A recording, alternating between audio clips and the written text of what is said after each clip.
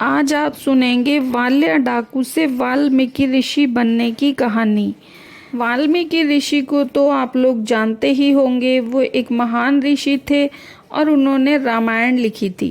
वाल्मीकि ऋषि का नाम रत्नाकर था। रत्नाकर ऋषि बनने से पहले एक बहुत क्रूर डाकू था। वह घने जंगल में छुपकर बैठता था।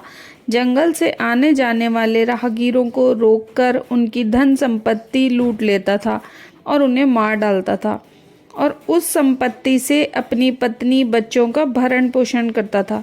प्रतिदिन शाम को उसकी पत्नी और बच्चे उसकी राह देखते थे कि उन्हें पहनने को आभूषण और खाने के लिए मिठाइयाँ और अच्छे अच्छे व्यंजन मिलेंगे। उनके घर आने पर घर के सभी सदस्य उनका प्रेम से स्वागत करते थे। जब लोगों के ध्यान में आया कि ये रास्ता ठीक नहीं है, यहाँ डाकू रहते हैं, तो फिर धीरे धीरे लोग उस मार्ग से जाने से कतराने लगे। वे डरते थे कि कहीं डाकू उन्हें मार न डाले। रत्नाकर को लोग वाल्या डाकू के नाम से जानते थे। एक दिन नारद मुनि हाथ में वीणा लिए नारायण नारायण का जाप करते हुए जंगल से निकल रहे थे। वाल्या डाकू वहीं जंगल में छुपकर बैठा हुआ था तथा यात्रियों की प्रतीक्षा कर रहा था, जिससे वह उन यात्रियों को लूट सके तथा आज अपने परिवार का भरण पोषण कर पाए। नारद मुनि के शब्द वाल्या के कानों तक पहुँचे। वह उन्हें लूटने के उद्देश्य से उनके सामने पहुंचा। उसके हाथ में उन्हें मारने के लिए तलवार थी। उसने नारद मुनि को लूटने के लिए रोका और कहा कि तुम्हारे पास जो भी है वह मुझे दे दो और तुम तभी आगे जा सकोगे। नारद मुनि ने उसे देखा और शांति से हंसते हुए कहा कि ये देखो, मेरे हाथ में वीणा और मुख में हरि नाम के अलावा मेरे पास कुछ भी नहीं है। इस पर डाकू वाल्या ने अपने हाथ की तलवार उठाई और कहा है कि जो है सब दे दो, नहीं तो तुम्हारी गर्दन उड़ा दूंगा। इस पर थोड़ा भी गुस्सा न कर नारद मुनि ने कहा कि अरे, मेरी गर्दन खुशी से उड़ाओ, परंतु उसके पूर्व मेरे एक प्रश्न का उत्तर तो दे दो। नारद मुनि का शांत आनंदी मुख देखकर डाकू वाल्या भी थोड़ा विचलित हो गया और बोला, ठीक है, पूछो। इस पर नारद मुनि ने उससे कहा कि यह जो लूटपाट करते हो, इसके कारण तुम्हें बहुत पाप लगेगा। उस पाप के कारण तुम्हें बहुत दुख भोगने पड़ेंगे, तो तुम यह सब क्यों करते हो? उस पर रत्नाकर ने उत्तर दिया कि ये सब मैं अपनी पत्नी और बच्चों के पेट भरने के लिए कर रहा हूँ।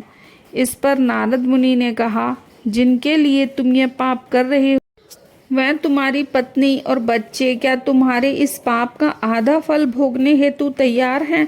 इस पर रत्नाकर बोला, हाँ, उनके लिए ही तो मैं ये सब करता हूँ। तब वे तो इस पाप का आधा फल तो भोगेंगे ही। नारद मुनि ने कहा, तुम पहले घर जाओ और उनसे पूछो कि क्या वो तुम्हारे पाप का आधा फल भोगेंगे अथवा नहीं। ये सुनकर रत्नाकर ने थोड़ा विचार किया और कहा कि जब तक मैं घर से इस प्रश्न का उत्तर लेकर नहीं आता, तब तक तुम यहीं रहना और कहीं भागने की कोशिश न करना। इस पर वह अपने घर चल दिया।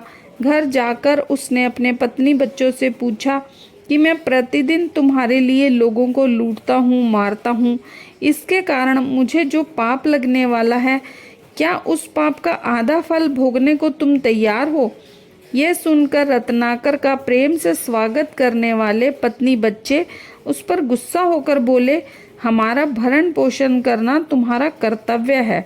हमने तो तुम्हें पाप करने को नहीं कहा था, तुम ही अपने मन से ये सब करते हो, तो इस पाप को तो तुम्हें ही भोगना पड़ेगा। हम इस पाप का आधा फल क्यों भोगे? ये सुनकर रत्नाकर निराश हो गया। जिनके लिए मैंने इतने पाप किए, वे ही मेरे पाप में सहभागी होने को तैयार नहीं हैं। यह सुनकर दौड़ता हुआ जंगल की ओर आया और नारद मुनि के पैर पकड़कर रोने लगा। वह बोला, मुनिवर, मुझे क्षमा करें, मेरे घर वालों ने मेरे पाप में सहभागी होने से मना कर दिया है। मुझसे तो बड़ी भूल हो गई। मेरी गलतियों के लिए मुझे क्षमा करें। मुझे इस पाप से मुक्त होने का कोई योग्य मार्ग आप ही बताएं। नारद मुनि ने उसकी पीठ पर प्रेम से हाथ फेरा और उसे उठाया। उन्होंने कहा कि तुम श्री राम के नाम का जाप किया करो। राम राम बोला करो, इस नाम से तुम्हारे सारे पाप धुल जाएंगे और तुम्हारे सारे दुख नष्ट हो जाएंगे। मुनि का कथन सुन वाल्या डाकू ने उनसे आशीर्वाद लिया और वह राम नाम का जाप करने लगा। वाल्या डाकू ने इतने पाप किए थे कि वे प्रभु श्री राम का नाम भी ठीक से नहीं ले पा रहा था। राम राम कहने की बजाय उसके मुख से मरा मरा शब्द ही निकलता था। वह दिन रात प्रभु श्री राम के नाम के जाप के बजाय मरा मरा ही जपा करने लगा। इस प्रकार मरा मरा बोलते बोलते उसके मुख से राम राम का नाम निकलने लगा। ऐसे राम नाम जपते जपते 12 वर्ष बीत गए, परंतु वाल्या डाकू अपने स्थान से थोड़ा भी नहीं हिला। वह अपनी सुध बुध भूल गया।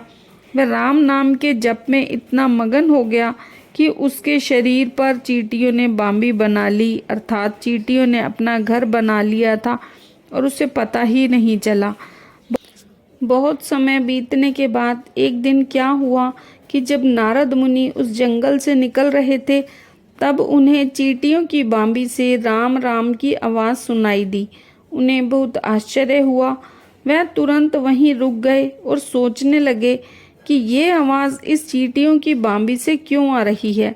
उन्होंने बांबी की मिट्टी हटाई, तब उन्हें राम नाम में मगन रत्नाकर दिखाई दिया। रत्नाकर को देखकर उन्हें बहुत आनंद हुआ। उन्होंने धीमे से रत्नाकर को पुकारा।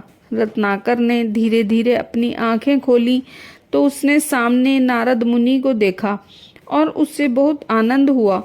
उसने उनके पैर पकड़े और उनकी आंखों से अश्रु की धारा बहने लगी, जिससे उनके चरणों का अभिषेक हो गया। नारद मुनि ने उनको उठाया और शांत करते हुए कहा कि उठो, अब से तुम डाकू रत्नाकर नहीं, अब से सारे लोग तुम्हें वाल्मीकि ऋषि के नाम से जानेंगे। आगे जाकर वे वाल्मीकि ऋषि के नाम से प्रसिद्ध हुए। तो दोस्तों, ईश्वर का नाम जपने से किस प्रकार एक डाकू के सभी पाप नष्ट हो गए और वह एक ऋषि बन गया। हमें भी इसी प्रकार ईश्वर का नाम अर्थात राम नाम जपना चाहिए। नाम जप करने से हमारे पाप नष्ट होते हैं। तो फ्रेंड्स, वीडियो अगर आपको पसंद आए तो इसे लाइक करें और चैनल को सब्सक्राइब करें।